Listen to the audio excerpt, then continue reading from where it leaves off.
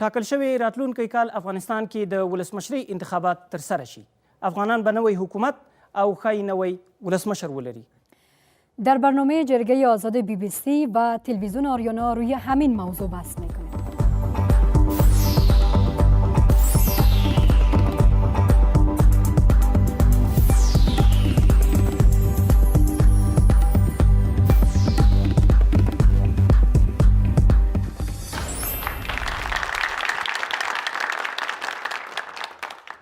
سلام، د آزاد جرګې پروګرام ته ښه راغلاست درته وایو. نن د افغانستان د ولسمشرۍ په انتخابات غږیږو. برگزاری انتخابات ریاست جمهوری چالش بزرگ و آزمون بسا دشوار برای حکومت افغانستان دانسته میشه با توجه به چالش ها و نارسایی هایی که در انتخابات پارلمانی وجود داشت. پر همدې موضوع د بحث لپاره درې درانه میلمانه دي راسره. د افغانستان د ټاکنو د کمیسیون کمشنر حفیظ الله هاشمي صاحب، د افغانستان د ولسي جرګې پخوانی غړي او په کاناډا کې د افغانستان پخوانی سفیره میرمن شینکۍ کړوخیل، او د افغانستان د ترانسپورت پخوانی وزیر او د ټاکنو د کمیسیون د دارالانشا پخوانی رئیس داود علي نجفي صاحب. ټولو ته ښه راغلاست وایم. و همچنان در کنار مهمانان عزیزی که اینجا ما دعوت کردیم، مردم از نقاط مختلف افغانستان اینجا حضور پیدا کردن. جا داره که همه شما را خوش آمدید بگیم. پوښتنه به هم له دوی څخه پیل کو. د راتلونکي ولسمشرۍ د انتخاباتو په تړاو باندې که څوک اندېښنه لري که لري لاسونه پورته کوي. برادری که در قطار سوم در همین صف نشستن، میخواهیم که عمده ترین نگرانی شما را بدانیم. استاد ابراهیم منګل یم د خوست ولایت څخه. دا چې موږ تجربې لرو د ټاکنو نه، دلته ډېرې ټاکنې ترسره شوې. دا چې په دې حالاتو کې چې هم امنیتي وضع خرابه ده، هم سیاسي حالات خراب دي، هم ولسمشرۍ ټاکنې را روانې، دا لوی مسؤلیت دی. نو زه په دې اندېښنه کې یم چې حکومت او کمیسیون انتخابات په ونه توانېږي چې دغه ټاکنې به ترسره کړي. تشکر، مننه هاشمي صاحب. دا اندېښنه کې داسې ډېرو زیاتو نورو سره مې ځواب مو ورته څه ده؟ بسم الله الرحمن الرحیم. اول خو تاسو همکارانو ته، تخنیکي همکارانو ته په بحث کې ښاغلی کروخیل صاحب او جناب وزیر صاحب، تالار کې درانه میلمانه، السلام علیکم ورحمت الله وبرکاته. ډېر خوشحاله یم چې دغه مهمه موضوع، کلیدي موضوع د افغانستان لپاره نن فرصت ټاکلی او بحث پرې کوو. که مقدمې نه تیر شو، مستقیم د منګل صاحب هغه ته راشو. منګل صاحب په خپله شروع کې ډېر یو مختصر بحث وړاندې کړ چې متاسفانه افغانستان په مختلفو چالشو سره مخامخ دی. طبعا چې ټاکنو خپلواک کمیسیون دې ته په کتو سره دغه اندېښنو ته ځای ورکړی او دې ته متوجه دی چې متاسفانه چې دغسې شرایط شته. د افغانستان که غونډ سیستم کې مشکلات اوسېږي، نو طبعا یو نهاد چې هغه د ټاکنو خپلواک کمیسیون دی، طبعا هلته به هم مشکلات یعنې تاسې هم اندېښمن یاستئ؟ دقیقاً چې اندېښمن یو. امنیتي وضعیت ته په کتو سره، د اقلیمي وضعیت ته په کتو سره، اداري مشکلاتو په کتو سره، طبعا چې یو بل سره به ډېر زیات تاثیر. آقای نجفی، میخوایم شما هم چیزی اگر اضافه میخواین بکنین که آیا نگران هستین و کدام هست نگرانی های شما؟ تشکر. سلام خدمت شما و خدمت حاضرین در تالار. اعتمادی که نسبت به پروسه کمیسیون حتی از مسائل امنیتی بر ما، از مشکلات اداری بر ما، مهمترین نکته است که اعتمادی که نسبت به پروسه انتخابات از بین رفته، چه قسم ما بتونیم اعتماد برگردانیم به پروسه. صحیح. شما هر قدر انتخابات وضعیت امنیتی خوب باشه، مسائل اداری خوب باشه، اعتماد از دست رفته را اگر برنگردانید، این انتخابات مورد قبول مردم نخواهد. صحیح، تشکر. کړوخیل صاحب، ستاسو اندېښنه څه ده، یا تاسو د څومره رښتیا هم د اعتماد کموالی چې ځینې اندېښنه ورته لري، څومره رښتیا هم لویه ستونزه ده؟ بسم الله الرحمن الرحیم. د سلام په وړاندې کولو سره زما اساسي اندېښنه چې واقعا ورته زه نګران یم په صفت یو افغان تبع، د بهرنیو استخباراتي کړیو د رسنیو لارې نه او یا له مجازي رسنیو لارې نه د خلکو اذهان خرابول، همیشه منفي تبلیغات خپرول، د خلکو اعتماد یا د خلکو بی‌اعتمادي په نظام، په سیستم، په کمیسیون باندې، او همدارنګه لویه نګراني چې داسې موږ یو تعداد کسان چې ځان ته په اصطلاح سیاسي نخبګان وایي، دې لپاره چې خپله نشي کولی مثبت رقابت وکړي او یا کیدای شي د یو چا له طریقه تطمیع شوي وي، نو هغې همیشه حد اعظمي کوشش کوي چې دا په اصطلاح اوبه خړې کړي او مایان پکې ونیسي. یعنې د سیستم او د باور نشتوالي ته چې اشاره وسوله، دومره تاسو اندېښنه نه لرئ؟ خو دا په مجموع کې یو بېاعتمادي منځته راوړي چې دا تاثیر لري په هر چا باندې فکر کوي چې زه به اصلاح وضعیت خرابه ده نو راځه به زه په اصلاح یوازې یو څوک چې مثبت دا رول خبرې کوي ته ولوبوي. فکر کوي چې هغه له بهر نه یو ډول تطمیع کیږي یا دا هغه خرابېږي، دا فضا خرابېږي؟ هیڅ شک نشته چې په زه فکر کوم چې زموږ په هره مسله کې دا منطقي مسایل ډېر واقعا یو قوي رول لوبوي. یعنی هغه دیموکراتیکه فضا کې یا په مطمئن فضا کې چې موږ وکړای سو چې داسې ملي پروسې مخته بوځو او د خلکو په خوښه یا ولسواکۍ له لارې نه موږ وکړای سو چې د افغانستان مشرتابه وټاکو، نو دوی حد اعظمي کوشش کوي چې دغه حالت څنګه کړکېچن کړي تر څو پورې چې مقصد بدیل ساختارونه منځته راشي او دوی وکړای سي چې افغانستان یو ځل بیا بېثباتي خواته بوځي. دغه نګراني زه زیاتره لرم. مننه ډېر زیاته. په دې باندې به نور بحث هم کوو. دلته بیا تاسو ګډونوالو ته وخت درکوو که څوک پوښتنه لري کیدای شي لاس جګ کوي. افغانستان کې اوسه پورې ویل شو دغه 3-4 مسلو ته ډېره اشاره وه. یو د ادارې ضعف و، بله مسله دا وه چې په افغانستان کې امنیتي حالات خراب دي او د دې په خوا کې بله اندېښنه چې دغه د خلکو سره د باور نشتوالی ده. تاسو ته چې له بغلانه راغلي یاستئ، نوم مو کیدای شي خپل پوښتنه مطرح کړئ. زما پوښتنه هاشمي صاحب ته مربوط کیږي. پوښتنه دا ده چې آیا ولس په راتلونکي ولسمشریزو ټاکنو کې یو ځل بیا راووځي، خپل رایې به وکاروي او که نه د تېرې پارلماني ټاکنې هم له ګڼو ستونزو سره مخ وې، د ټاکنو خپلواک کمیسیون به څنګه کولی شي دغه د لاسه تللی اعتماد به بیرته ترلاسه کړي؟ مننه. نوم مو له بغلان راغلی؟ امینه وردګ یم د بغلان څخه. ډېره زیاته مننه. هاشمي صاحب، دا اندېښنه ډېرو نورو سره هم کیدای شي وي په افغانستان کې. څنګه به دا باور رامنځته کوي؟ تر هغه پورې چې انتخابات را رسېږي څه کوئ؟ کمیسیون غونډ تلاش به همدا کوي چې هغه صدمه چې 28 د میزان کې دغه پروسې ته او د انتخاباتو ته ورسېدله هغه څنګه اعاده کړي، هغې دپاره منظم کار دا اوس شروع کړی، میکانیزمو باندې کار کوي، هغه چارچوکټونه چې وکولی شو د خلکو اعتماد دوباره دا پروسې باندې هغه کړو. خو یوازې د ټاکنو خپلواک کمیسیون هم نه دی کې احزاب رول لري، کاندیدان رول لري، خلک پکې رول لري چې همکار شي. یعنی دغه پروسه که خراب هم شوه یوازې ټاکنو خپلواک کمیسیون اعضاو نه ده خرابه کړې بلکې کاندیدان دې کیو، احزاب پکې وو، نور خلک پکې شریک وو. څه ورته کوئ هاشمي صاحب؟ تاسو ولې سیستمونه دي هغه سیستم چې لسې 3-4 دوی سره شریک کوي؟ او اوس مثال دا اوس موږ د 28 یو ورکشاپ شروع کړم دا اوس چې هغه کوم مهم درسونه چې په 28 کې موږ واخیستل، کوم کمیو کاستیانې وي، مزایای سو، نواقص سو، چالشونه سو، هغې ته په کتو سره دا خو تخنیکي مشکلات به تاسو رفع کوئ. د خلکو باور څنګه رامنځته کوئ؟ د خلکو باور عامه پوهاوی څنګه ورکوئ؟ عام پوهاوی ته مختلف لارې ورته شته دی چې موږ څنګه وکولی شو خلک تشویق کړو، کاندیدان سره کار وکړو، احزاب سره کار وکړو، په پروسو کې کار وکړو، په خپله د اصلاحات په داخل د کمیسیون په چوکاټ کې منځته راوړو، په دانشاه په سطح یې راوړو تر څو د خلکو اعتماد دوباره دغه باندې اعاده شي. بسیار خوب. آقای نجفی، آیا میشه این اعتماد از دست رفته دوباره ترمیم شود و دوباره بتونه کمیسیون مستقل انتخابات تا قسمی که انتخابات پارلمانی تمام تا اینجای کار تقویم انتخاباتی نقض شده این بار نقض نشود؟ ببینید مشکل هم از همینجا شروع میشه.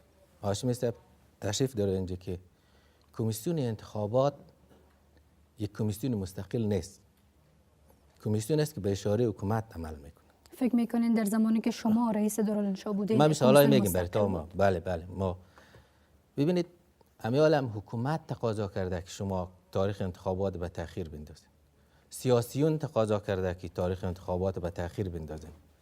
چگونه اعتماد مردم به کمیسیونی که خودش نمیتونه فیصله کنه و به اشاره این آن فیصله کنه اعتماد برگردان؟ بسیار خوب. بالاترین آزمایش بر کمیسیونی بود که در انتخابات پارلمانی این اعتماد برمیگرده. بسیار خوب. خانم کرخل از شما میپرسیم آیا کمیسیون مستقلانه عمل نمیکنه؟ ببینید من فکر میکنم که این اتهامش درست نباشه. من کارمند کمیسیون مستقل انتخاباتم نیستم، اما من فکر نمیکنم که حکومت دی مداخله بکنن. من میخوام که اتهامی که جناب نجفی صاحب وارد میکنن به خاطر تقویم انتخاباتی به یاد داشته باشن که دو بار انتخابات که در زمان قبل هم صورت گرفت با وقت خودش نبود. مثلا دمای بسلا در خزان دایر شد. این به بهانه از این نبود که در وقت هم حکومت مداخله میکرد. خب شاید مشکلات می مسئله تمویل بسیار مهم است، مسئله امنیتی که چطور میتونه که یعنی خود کمیسیون خود نمیتونه که امنیت را برقرار بکنه. گوره یا خود تحرید یا دیگه پر واقعا دوغی مسئولیتی چې باید دغه وکړي، لکن دغه حالت برابرول دغه بسترسازی هم یو وخت و زمان نیسي. بهرني شرکا په اصلاح همکاري باید وکړي، حتی د خلکو په اصلاح از هم بدلول، باور پیدا کول، خلک په دې باندې قانع کول، احزاب باید په دې کې کار وکړي. د هاشمي صاحب په وخت ورکو چې د دوی دغه ادعا یې وکړه لدې ته جواب وایي، جواب مو څه ده هاشمي صاحب؟ نجفي صاحب خو یو مسله یاده کړه، په ګډ احترام چې ورته لرم چې هم رئیس دالنشاه دی دغه ځای پاتې شوی، تخنیکي سړی دی او هم وزیر د کابینې پاتې شوی. دغه دواړه اړخ ورته معلوم دي چې حکومت مداخله کوي که نه کوي، چون هم دواړو ځای کې کار کړی. زه په کلکه ردوم، حکومت که مداخله کوله نو موږ به اصلا بحث نه شروع کوو. نو حکومت هیڅکله مداخله نه ده کړې. نو ولې د پخوا دا تصمیم نه نیول؟ د اخري لحظو کې تصمیم نیول. راځم که موږ د حکومت زیات مداخلې منله، شاید نن موږ پسې دونه ډېرې خبرې هم نه وای او شاید اوس زموږ په سرنوشت باندې بحث به هم نه کېده. دا معنا ده چې موږ د حکومت خبره نه منو او د احزابو سره په حیث د سهامدار دا اوس چې موږ مشورې کوو د احزابو سره د حکومت سره، دا په خپله هم دې معنا ده چې که موږ د حکومت خبره منله خو به کافي و، نو بیا به تلو غته څه ورته انتخابات. دا حالت کې چې موږ به مستقلانه عمل وکړو، د حکومت خبره مو نه منله. د حکومت ډېر کړنې موږ چلنج کړو. نجفی صاحب څه پرې اضافه کوي؟ من یک گپ میزنم بدون شواهد گپ نمیزنم. آقای هاشمی میگه چرا شما انتخابات که در 31 حمل اعلان کردین قبلا سر از ما با یک از اعضای کمیسیون 10 دقیقه صحبت کردم. من گفتم هر باری که شما تقویم انتخابات تغییر میدید اتوریته انتخابات پایین میارید.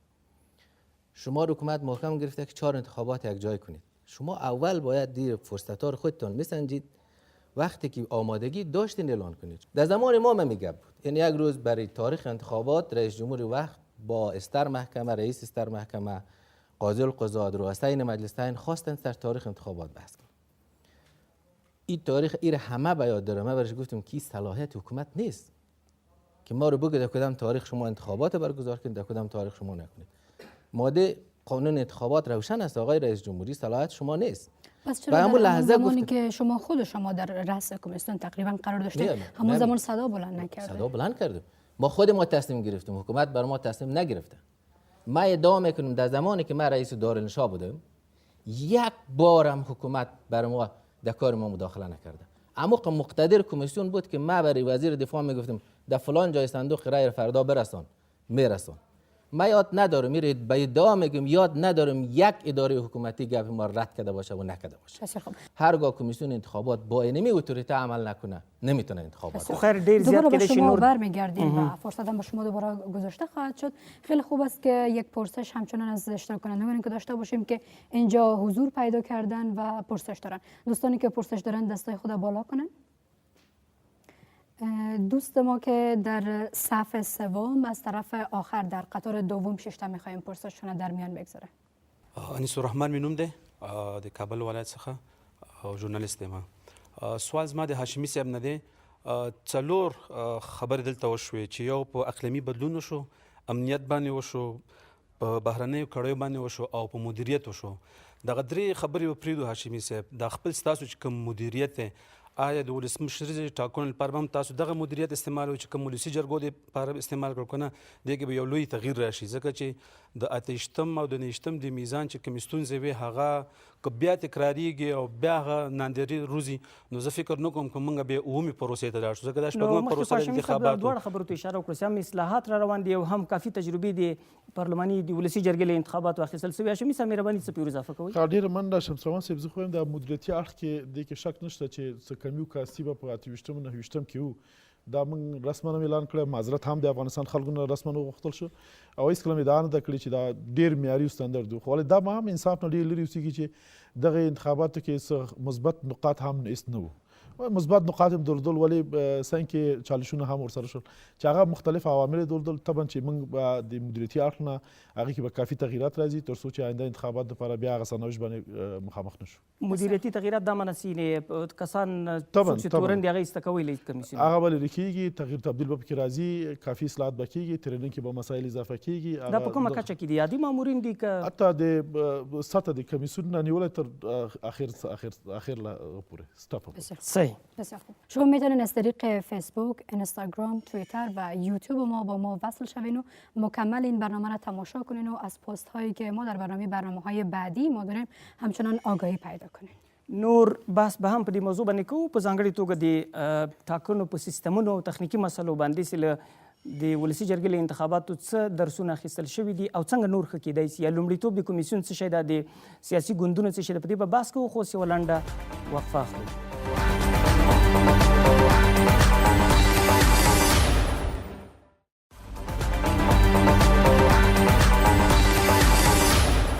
یو ځل بیا هرکلی درته وایم په ازاده جرګې کې نن موږ د افغانستان د ولسمشرۍ په انتخاباتو باندې خبرې کوو چې لومړیتوبونه د کمیسیون او د سیاسي ګوندونو لپاره ننګونې کمې دي. دلته دغې خورکۍ ته چانس ورکوو وړاندې د لاسجې کړې وو د پوښتنې لپاره دا د پنجشیر له ولایت څخه راغلې ده. خپل ځان به معرفي کړي او خپله پوښتنه به له میلمنو څخه وکړي. بسم الله الرحمن الرحیم. سونم هستم از ولایت پنجشیر و سوال من بود که همه کاندیدایی که از زور و قدرت خود استفاده کردن و از ثروت خود استفاده کردن و اینا تقلب کردن، چرا اینا به پنجه قانون سپرده نشدن؟ ډېره زیاته مننه. پوښتنه یې ډېره عمومي وه او کیدای شي د هاشمي صاحب هدف د تیرو انتخاباتو کې ولسمشرۍ د ولسی جرګې د انتخاباتو په تړاو وي. لنډ څه ورته وایي؟ بسیار تشکر. بسیار خوب است که کسایی که تقلب کرده مردم همکار شوند و اسناد شکایت خود مستند و اسنادهای معتبر ارائه کنند.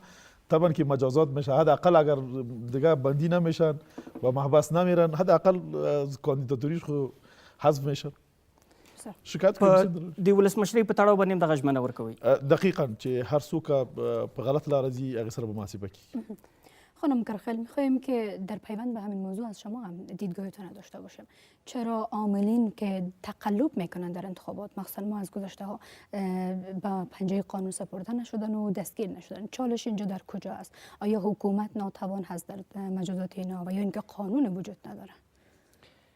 ما فکر میکنم کسایی که تقلب میکنه، کیها تقلب میکنن؟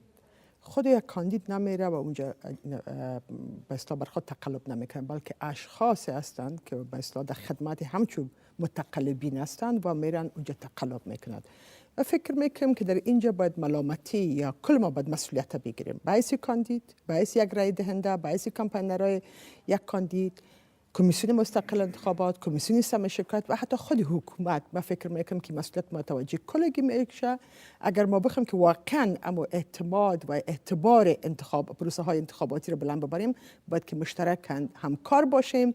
این واسطه های، این فشارهای سیاسی، این تلفن‌هایی که میشن و بالاخره که هنوزم این مسئله روابط بسیار بالاتر از ضوابط است و قانون تطبیق نمیشه. اینجا کل ما مسئولیت داریم. واقعا من فکر میکنم که حکومت باید که داخل اقدام شه و مردم باید فشارهای خود را بالای حکومت‌های منتخب باید بیاورند تا مراعاتی برای همچون اشخاص متقلب مهیا نشود. مننه. نجفی صاحب، تجربه‌ای که از کمیسیون شما در وقتهای شما بود، مثلا برای کمیسیون فعلی افغانستان چی گفتنی دارن که چطور کسایی که تقلب میکنه جلوگیری کنن یا کسایی را چی رقم معرفی میکنه یا کسایی که از زور استفاده میکنه؟ مثلا ما د 16 سال تقریبا یا هفتمین انتخابات است که میه کسی را ندیدیم که از این طریق در محکمه حاضر شده باشه، بندی خانه رفته باشه.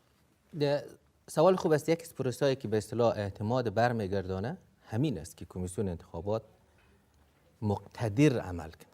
و وقتی که بحث مقتدر رو مطرح میکنم، بحث استقلال رو مطرح میکنم، چون تداوم دموکراسی در افغانستان مربوط به کارکردهای کمیسیون انتخابات است. اگر کمیسیون انتخابات مقتدر مستقل عمل کرد، هیچ کس تقلب نمیتونه، هیچ کس متقلبین را به جزای اعمالش برسانه. این جاست که پروسه اعتماد برمیگرده به کمیسیون. رئیس جمهور حق نداره کمیسیون انتخابات بخواد برش بگه که توی کار کنه. معاون رئیس جمهور حق نداره. امی چند روز پیشتر معاون رئیس جمهور اردو کمیسیون خواست به اینچه میخواست وساطت کنه. قانون صراحت داره. این مداخله صریح در امور انتخابات است. این مشکل امروز است، سابق هم بود. مشکل سابق هم بود. مثلا شما چند نفر معرفی کردید محاکم یا څرنګوالی؟ ما د زمان ما به این شیوه نبود که ما معرفی میکردیم. در زمان شما هم انتخابات به یک نحوه تقریبا به بسیار پروپاگاندای بسیار کلان شد یا جنجال. پروپاگاندا حساب جداست، سند جداست. من به عنوان کسی که در مسئولیت برگزاری دو انتخابات داشتم، از این تریبون شما ادعا میکنم از او روز تا حالا هر سندی که در مورد ما وجود داشته باشه ما حاضرم به دادگاه برم. بدون از انتخابات اول و دوم ریاست جمهوری و پارلمانی در هر انتخابات شکایت های وجود داشته؟ ببینید شکایات به یک بحث مستند نبود شما میگید؟ بله، ببینید یک بحث است، اینا در انتخابات ولسی جرگه 249 نفر کاندید است. 249 نفر در پارلمان را می‌یابه. تعداد کسایی که کاندید است 2000 نفر است. بقیه از یا همه شکایت میکنه. من خبر دارم، شاهد دارم که بگذاریم برای خود آقای هاشمی که اینجا خیلی خوب است حضور دارن و میتونن پاسخ شما همچنان بدن. چه اقدامات برای احیای دوباره اعتماد مردم انجام دادین جز این که آسیب پذیری کردین و یا این موضوعات را میپذیرین که نهادهای امنیتی وارد شدن و نظارت کردن؟ خب ببینید، کاش که بحث کسی که در کمیسیون کار نمیکرد و از داخل کمیسیون من حیث یک فرد تکنیکی نمی بودی بحث میکرد خوب بود. چیزایی که اوجا واقع میشه دقیقا آقای نجفی در او میفهمه و کاش از امو وقتی که اینیا مسئولیتش داشتن یک اساس میگذاشتن، یک بنیاد میگذاشتن. ما چرا امروز میایم به فهرست رای دهندگان که یک عالم مشکلات با ما امروز خلق میکنه و تجربه میکنیم.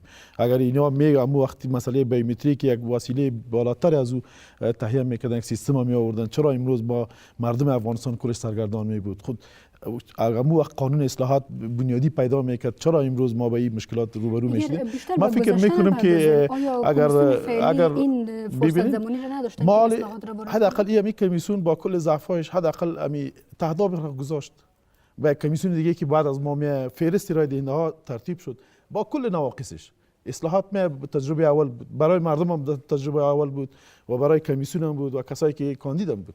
همچنان مسئله بیومتریک اگر هر خراب بود خوب بود ولی یک تجربه نو بود. مسئله استفاده از معلمین جمهوری چقدر این نقیضه ها به نظرتان تکرار نخواهد شد و حل شده؟ طبعا که یکی از درس‌هایی که درس‌های کلیدی که از آموخته شد استفاده فهرست، چرا ما نتونستیم فهرست پیش از پیش یک ماه پیش اعلان بکنیم؟ نه دغه مسائل کو صحیح دي هاشمي صاحب دوی مشخص خبرې درلودې مثلا وایي څارنوال داخلي امنیتي ادارې داخليږي د ولسمشر مرستیال ورغواړي وساتت کې یا هر څه کې رئیس جمهور تاسو ورغواړي دغه مشخصو اتهامونو ته تاسو جواب څه ده؟ ګوري یو خو اتهام آسان دی که اصل حقیقت دی موضوع طلع شو شاید دا نوسیږي. اول خود څارنوالو د امنیت مسائل ذکر کړه هیڅ څوک بدون د اجازه د کمیسیون نالته نشي راتلی، که اجازه مرته ورکړي کمیسیون به ورکړي. دا یو مسله شوې دي کنه. دوی مسله که شوې موسیقي ما ویل چې موارد پیدا شول چې موږ امنیت ته ویل راشي دزګیر کی دغه بس شمارس کې 100 نفر چې موږ نیول موږ امنیت اجازه ورکړي چې دغه نفرونه سي یو سي بندي کی. دوی مسله د معاون صاحب د حکومت مداخله ز اصلا ردوم. دغه تقاضا هم د خپل د دوړو کمیسیونو و چې یو څوک بل اخر وسیږي د دوه کمیسیونو مابین کې نه وضاحت وکړي. مشکلات پیدا شو هغه غونډه د کابل ارا باطل موږ مخالفت وکړو، علنا موږ مخالفت وکړو په مطبوعاتي کنفرانس کې. مشکل هم پیدا کو، چالش هم پیدا کو. حکومت جوابدeh دی، حکومت په حیث رئیس دولت مسؤل دی خلکو ته.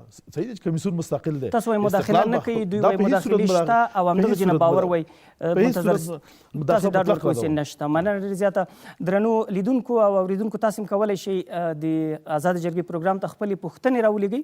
په دغه لاندې ویډیو کې به تاسو د ټلیفون ادرسونه او دارنګ زموږ د فیسبوک او یوټیوب او ټویټر ادرسونه وینئ. آزاده جرګه په اسانۍ موندلی او کتلی شئ. په ټولنیزو رسنیو مو پیدا کړئ او ملتیا مو وکړئ. د آزاد جرګې خپرونې پر یوټیوب هم موندلی او کتلی شئ. که غواړئ په خپرونه کې راسره ګډون وکړئ په 024 شپېته اړیکه ونیسئ او یا هم خپلې پوښتنې د لنډو ویډیویي پیغامونو له لارې راسره شریکې کړئ. خانم کرخیل میخوایم که از شما بپرسم، ما در انتخابات پارلمانی شاهد انقلاب حضور بانوان در اشتراک در انتخابات پارلمانی بودیم. چقدر فکر میکنین که میزان فرصت هایی که برای خانم ها فراهم شده تا میزان حضور خانم ها اینجا یک میزان و توازن وجود داره؟ با واقعیت که ما اصلا باور نمیکردم به یک کاندید که واقعا خانم خصوصا در قریجات اونا براین یک زنی که حداقل معلومات را داره و یا تقریبا هیچ معلومات ندارن یا حتی نمیتونه که کاندیدی که میخوای برشای بتد در برزی که تعداد 802 نفر بود و لیست بسیار طویلی بود، چندین صفحه بود، اما خانم ها با تمام امی چالش هایی که داشتن برآمدن. ما بر جرأت از این خانم ها، بر شهامت از اینها و برزی که گفتم با حداقل معلومات که دارم میخواین که بسته در یک پروسه مردمی اشتراک بکنند و از آرای خود و کاندیده بطرح خود استفاده بکنند. این ما فکر میکنم که بسیار امیدوار کننده است بر آینده افغانستان. تشکر. مننه. بیا به دلته د ګډونوالو ته وخت ورکو که څوک پوښتنه لري کیدای شي لاسونه جګ کړي.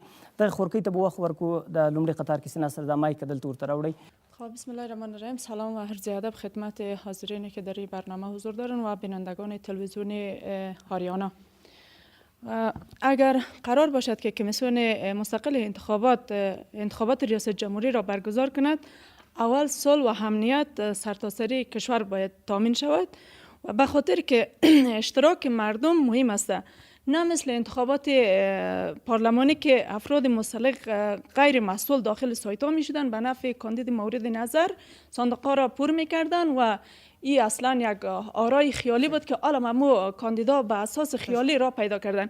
ببخشید یک موضوع دیگه هم دارم و خودم دکتر زفزلی که از ولایت غور کاندید هستم، بر علاوه که مثلا اینا آرای تقلبی را پیدا کردن، آرای حقیقی که من خودم شخصا داشتم، فعلا آرای مگم است. تا 8 بجه شبم در لیست بودم، هم از لیست پایین افتادم و هم آرای مگم است. به کمیسیون ولایتی ولایت غور زنگ میزنم، میگه که در پیش ما آرای تو محفوظ بوده و در کمیسیون مرکزی ما گپ میذارم، اینا میگن که در کمیسیون ولایتی دستانی شده. من نمیفهم که تخلفات در کجا موجود است.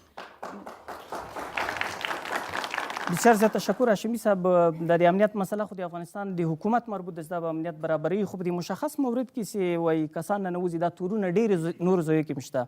کسان ننوتی دي مثلا کاپیسا کې دا بخي مطبوعاتو د خبر راوتل سی او زورواکي ورته مداخله کوله. بسیار تشکر دکتر صاحب. از موضوع غور در جریان هستیم و بدبختانه که شرایط افغانستان یا متر است. اگر ما بشینیم یک انتخابات ایدئال امریکا و اروپا را در افغانستان بگوییم که بکنیم، معنی است که باید 20 سال دیگه هم انتخابات نشه و همونطور بشینیم سر مسائل استانداردسازی و معیاری ساختن ادارات افغانستان، صلح و امنیت گپا کار کنیم، باز بعد از او بریم به انتخابات. در اینمی شرایط اینمی انتخابات ما فکر میکنم بهترین انتخابات شده. با کمی کرسی که در 28 ما می‌مانیم. مسئله که شما یاد کردین در مسئله غور و ای که دزبرد صورت گرفته در آرایتان، او حقتان است که شکایت بکنین و چیزی که هر جای شده مطابق قانون ما لیست ابتدایی را اعلان کردیم. نجفی صاحب مې بدلته دغه تخنیکی مسلو په اړه وپوښتو. پیشتر نجفی صاحب هاشمی صاحب ویل دغه لومړي ځل باندې مثلا بایومتریک داخل شو. اجازه بدین. می‌روم. کاش هم دو نکته که اینا افتخار میکند کمیسیون انتخابات، من بهش افتخار میکنم، بایومتریک تایید لیست رای دهندگان همیا پاسخ میداد بر انتخابات. بایومتریک کاش از درون بایومتریک امیال یک رای برون میمود. یک رای. اگر شما این دو پروسه را ناکارآمد میدانید، پس از دید شما چه باید؟ بر اصلاحات صحبت میکنم، بر اصلاحات. پس دی که میریم به سوی انتخابات ریاست جمهوری، اما توصیه ما بر کمیسیون انتخابات است که دو کار خوب است. اما تا بایومتریک وقتی ما بایومتریک نامش میگذاریم که ما یک سرور مرکزی داشته باشیم، تمام مراکز رای دهی را به سرور مرکزی وصل کنیم.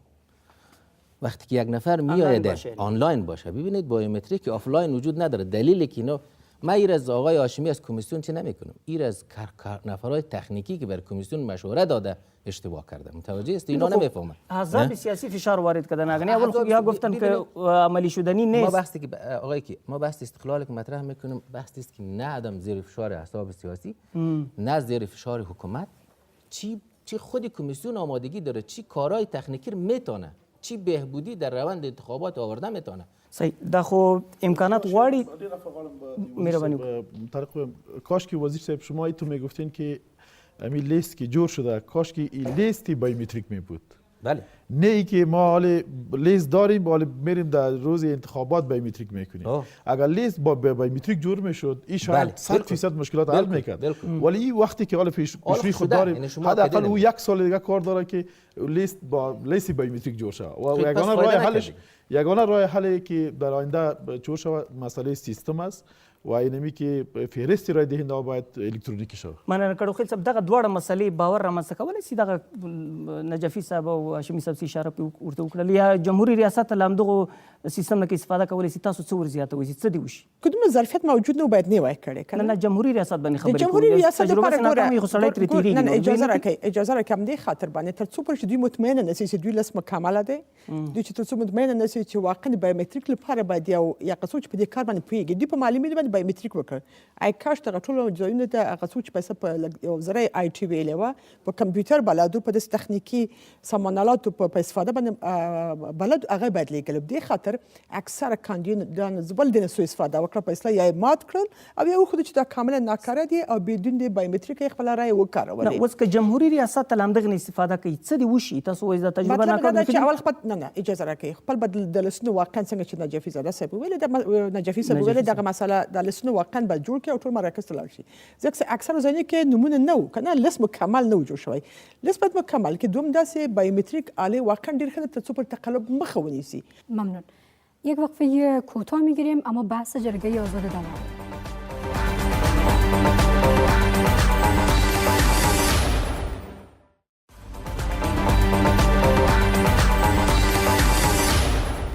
یو ځل بیا هرکلی درته وایم ازادې جرګې ته د بي بي سي او اریانا تلویزیون ګډه خپرونه تر اوسه هم څه کم بحث وکړو اندېښنې هم شریکې سوې تخنیکي مسلو باندې بحث وکړو راځئ تاسو ګډونوال او دلته له میلمنو سره په دې باندې بحث وکړو چې څنګه د جمهوری ریاست انتخاباتو دا کومې ستونزې چې موږ او تاسو لیدلې دي دا حل شي.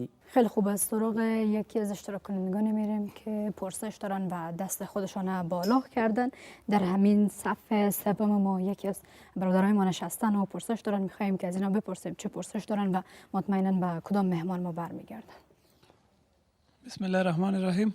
زما په اند باندې د ولسمشري ټاکنو دپاره د ښه سیستم رامنځته کولو یا د ښه مدیریت دپاره باید د ټاکنو د خپلواک کمیسیون تخنیکي سیستم باندې باید ډېر کار وشي ځکه دوی چې کوم کسان تخنیکي کسان استخدام کړي لکه څنګه چې کډوخیل صاحب وویلې دوی د انتخابات په ورځ د معلمینو نه استفاده کوي حتی چې هغوی په بایومتریک کله چالان کړی هم نه ده او استفاده هم ترې نه ده کړې د انتخاباتو کمیسیون چې دا د ټاکنو خپلواک کمیسیون دا مستقل ده که چېرته مستقل وی دوی ولې د ولسمشري ټاکنې وروسته کړې. مننه هاشمي صاحب مهرباني ډېره مننه له ښه مرغه یا بده مرغه ټول تاسو ته نه خیر بحث اصلا موږ پرې ارتباط نیسي. زه فکر کوم چې مخکې نه چې تاسو پوښتنې ته راشم د آینده انتخاباتو اصلاح دپاره موږ وو چې قانون کې باید لاس ووړ شي قانون لږ ذره اصلاح شي قانون کې مشکلات شته قانون په دې وخت کې اصلاح کیدای شي ځکه یو کال د ټاکنو د پاتې ګوتې نه پکې وهل آصف صاحب دا قانون په یو فرمان باندې راغلی او فرمان دغه اول د دلوه کې اوس دا شورا رخصتیږي مشکل نشته فرمان باندې راوړی شي. یو مهمه مسله فهرست دپاره باید دغه فهرست چې دا نوملیست چې موږ جوړ کړی دا باید اصلاح شي او دا اصلاح باید نصب شي نشر شي خلک باید خپل جایګاه موقعیت شماره وپېژني چې زما نوم حد اقل زما په کلي کې مکتب کې کوم ځای کې دی چې زه د انتخابات په ورځ بیا سرګردان نشم. ښه ترېننګ او څنګ کې د بایومتریک استفاده نه بایومتریک ښه شی دی ولا هغه کوم شی چې وزیر صاحب ویل چې دا آنلاین اوسېږي دا په افغانستان کې غیر ممکن دی په یو ورځ کې د غونډ انټرنیټ دی 21,000 نه نیولی تر 15,000 محلو پورې انټرنیټ ورسول شي دا غیر ممکن دی. دې باندې موږ ډېر فکر وکړو دا علت چې موږ تصمیم ونیسو چې نه دا ور به اوس تلاش کوو چې نور اړخو ته لاړ شو که دغه موده غځېږي او دا علت چې موږ اوس لږ بیرته هم لاړو هدف هم دغه و چې دغه اصلاحات باید راشي تر څو یو معتبر انتخابات په نه اوس څه کوئ دغه بایومتریک آنلاین کیدی نشي تاسو وایي نو څه به کوئ ورسره؟ ګورئ دا بایومتریک موږ فهرست جوړ کړو فهرست مخکې نه خلکو ته نشر کړو مطبوعاتو طریق نه او په مرکزو کې خپل ځایونه پیدا کړي. دویم خبره چې دغه بایومتریک هغه پورا کافي آموزش ورته خلکو ته پکار دی هغه ورته کارمندانو ته ورسو. بل بحث چې 2-3 ځل زیات شو چې استفاده د معلمینو څخه دا د کمیسیون خواهش نه دا د قانون امر کمیسیون مجبور چې مطابق قانون د معلمین استفاده کنه. بسیار خوب.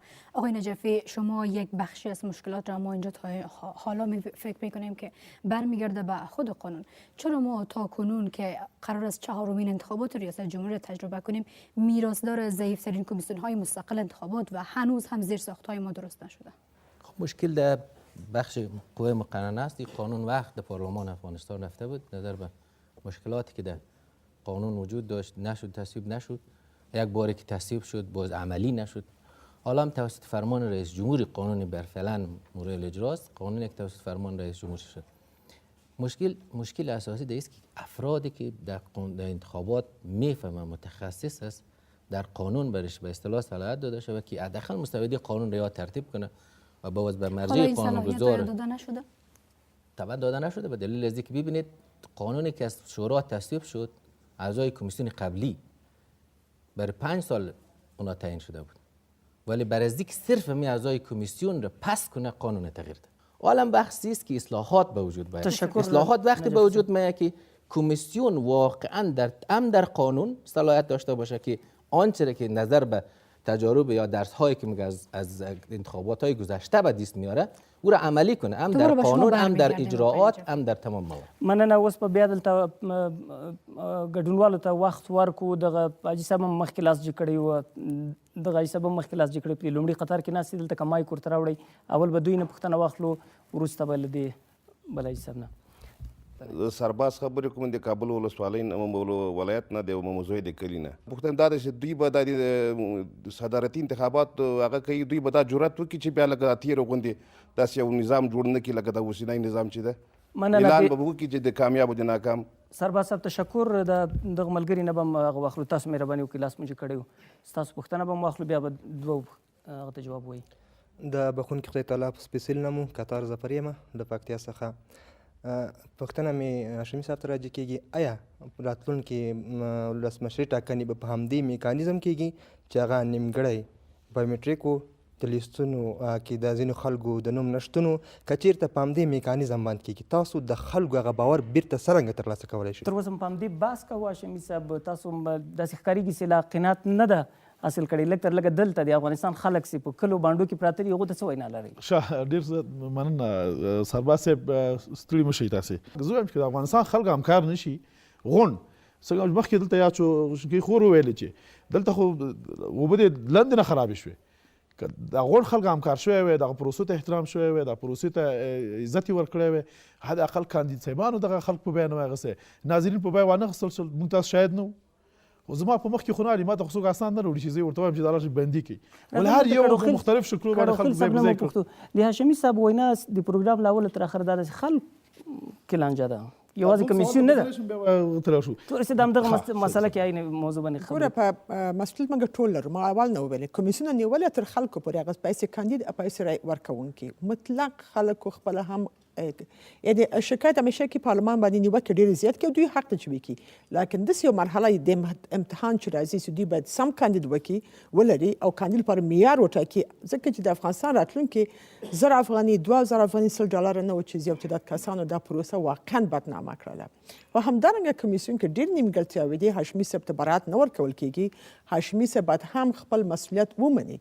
مخکې داسې وقفې ته لاړ شو هاشمي صاحب مهرباني یا دویم پوښتنې دا بل ورور پوښتنه وکړه چې بیا دغه میکانیزم باندې دقیقاً ما مخکې وویل چې دغه میکانیزمونه به اصلاح کېږي، هم به فهرست اصلاح کېږي، هم به مخکې نشر کېږي چې د افغانستان خلک یې وګوري، هم به بایومټریک دپاره ښه آموزش ورکول کېږي کارمندانو کله به کېږي او دغه جریان د دې کې دغه علت و چې دا تکمیل نه و، دغه باندې بحث وشو چې دې دپاره چې دغه اصلاحات مابین ته راوړو او بیا یو معتبر انتخابات ته لاړ شو، نو موږ د وخت تقاضا وکړه تر څو دا مشران موافقه وکړي چې خوشبختانه یو ځله یو اجماع منځته راغلی ده. تر اوسه دا بحث لا هم دوام لري، خو مخکې له دې چې نورو مسلو باندې بحث وکړو یا کره کره یوې نتیجې او د حل لارې ته ورسېږو یوه لنډه دمه اخلو.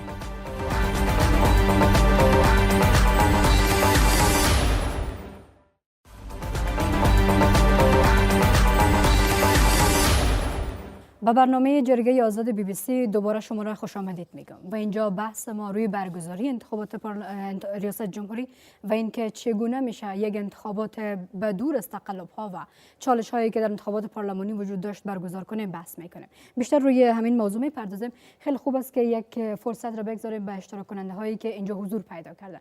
دوستانی که پرسش دارن دستای خود بالا کنن. مروه ضیا فیضی هستم. سوال ما دقیقاً این است که بالاخره تعریف مشخص شما از انتخابات چیست؟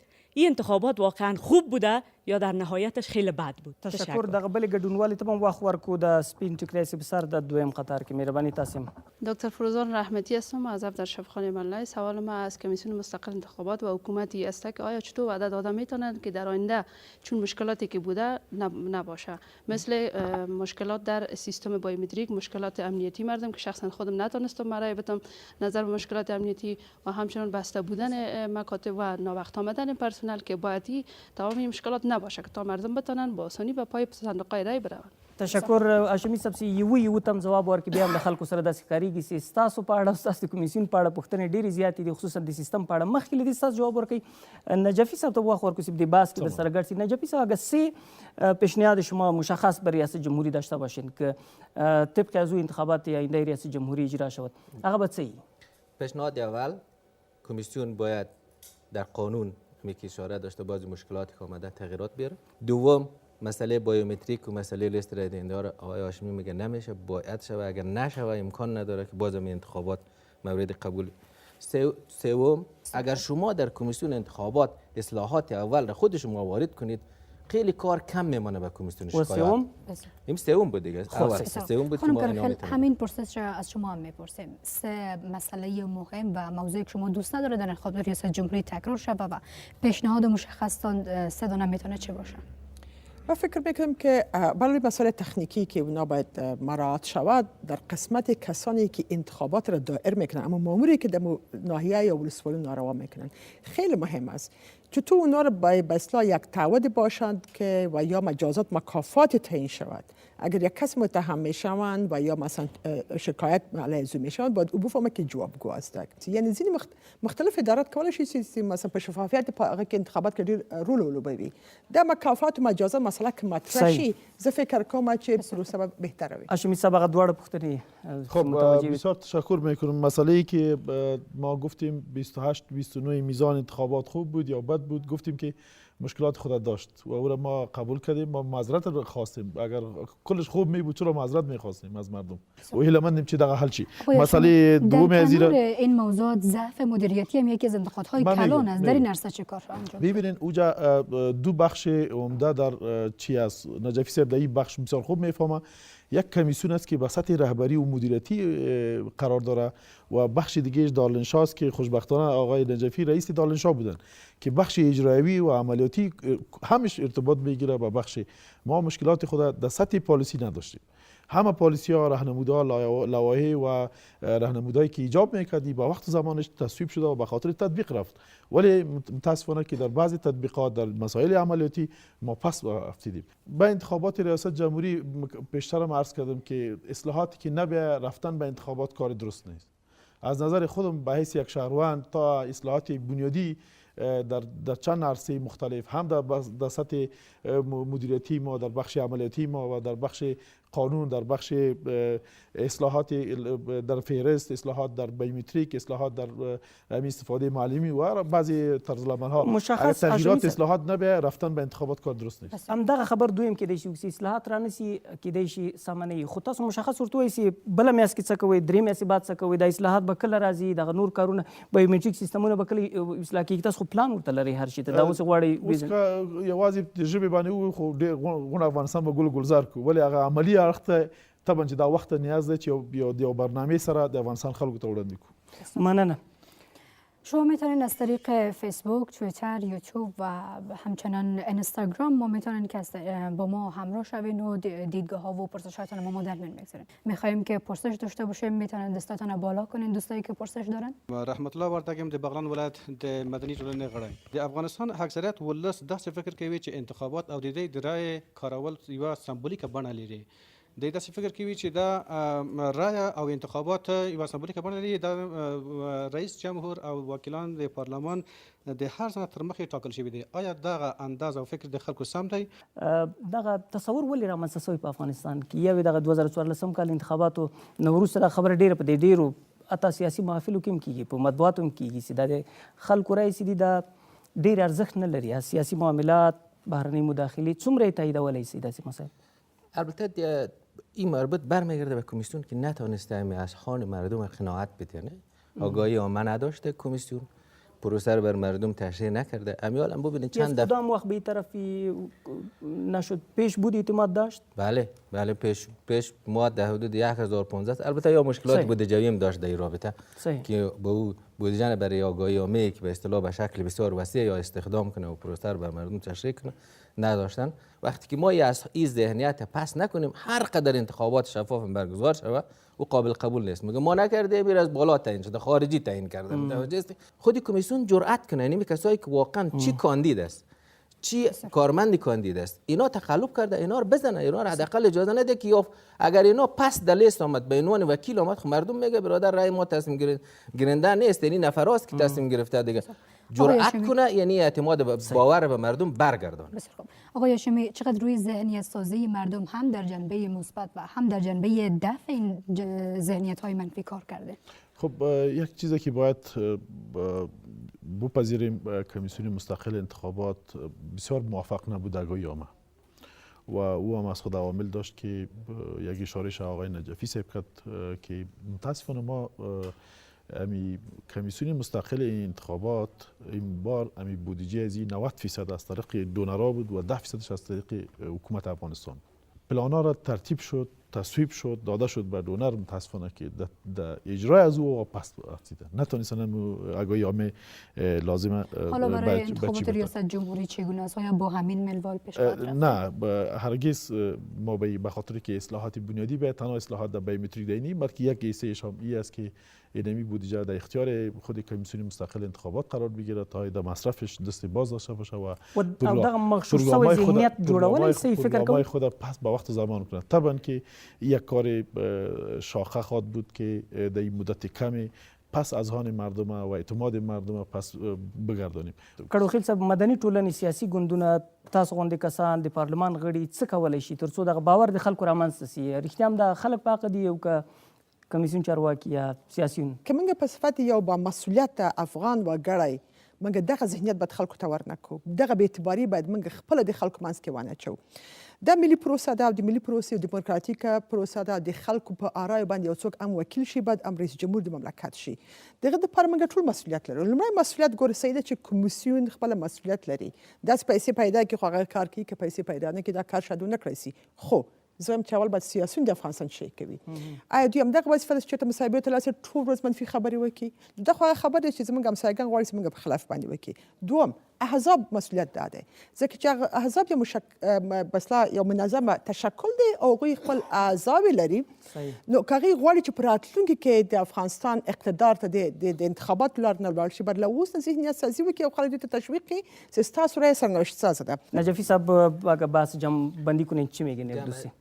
در پروسه انتخابات چند بخش است، تنها کمیسیون انتخابات نیست، هر کس مسئولیت خود، رای دهنده، احزاب سیاسی، حکومت، جامعه مدنی، ناظرین، خود کمیسیون، تمام اینا اگر مسئولانه مسئولیت‌های ادا کنه انتخابات میشه که خوب برگزار شود. دا مشکلات حل شوي دي که پاتې دي لا دواړو کمیسیونو ترمنځ؟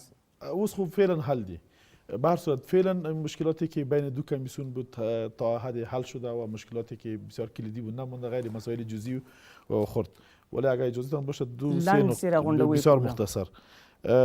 اگر انتخابات 28 و 29 میزان نمیشد شاید ما شما در زیر این حکومت نمیشستیم. یک مسئله که 28 و 29 شاید موقت حکومت تطلع، شاید نور احزاب سیاسی بحران راوړی، مونږ غیر دین چې اتویشتمون توجیه کوي یو ډول د انتخابات نه اتویشتمون انتخابات ته کنه وته احزاب سیاسي په هیڅ صورت نه قانع کېده. ډېر زیاته مننه هاشمي صاحب. کور ودان د بس همدلته راغونډو له بعد مرغله هم کېدای شي ډېرې پوښتنې له زموږ له ګډونوالو سره دلته پاتې د تلویزیون له لیدونکو د راډیو له اورېدونکو سره، خو مجبوري وخت ختم ده او خپل بحث راغونډ کو له درې وړو میلمنو څخه دلته مننه کوم. و جا داره که از مهمانان عزیزی که اینجا حضور پیدا کردن، آقای داود علی نجفی رئیس دارالانشای پیشین کمیسیون مستقل انتخابات و خانم شینکای کرخیل سفیر افغانستان در کانادا و همچنان آقای حفیظ الله هاشمی کمیشنر کمیسیون مستقل انتخابات تشکری کنیم که اینجا حضور پیدا کرد. سفیر سابق افغانستان در کانادا، بسیار زیات تشکر له تاسو ټولو ګډونوالو څخه چې زحمت مو ایست دلته موږ سره یو ساعت په خبرونه کې ګډون وکړ.